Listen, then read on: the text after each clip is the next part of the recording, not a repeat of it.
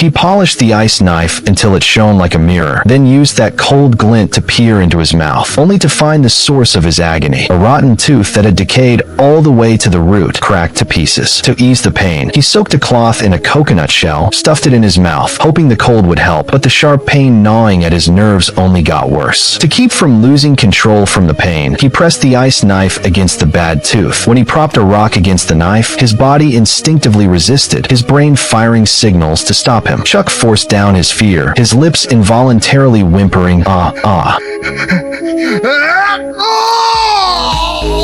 The intense pain knocked him out cold, and he collapsed to the ground. In the last moment before blacking out, a white light seemed to flash before Chuck's eyes, and his thoughts drifted back to the day the plane went down. He was washing his face in the bathroom when a jolt hit suddenly, the bathroom door bursting open instantly. He grabbed the doorframe tight right away, and the pilot hurried to pull him back to his seat, shoving an oxygen mask on him. Because the cargo hold exploded and caught fire, an emergency sea landing was needed. The pilot handed him an inflatable raft, told him to buckle up and stay in his seat. The plane was plummeting fast at this point, only 10,000 feet above the ocean, and the pilot yelled for Chuck to put on a life jacket. A violent shake sent the pocket watch his girlfriend gave him sliding left, while the life jacket sat to the right. Chuck unbuckled his seatbelt without hesitation and crawled toward the watch on his stomach. As he stood up, stumbling toward the life jacket, the pilot saw him and shouted he'd come help, but a sudden jolt made the pilot lose balance and slam his head. Watching the ocean get closer and closer, Chuck instinctively reached to pull the pilot up, but the next second,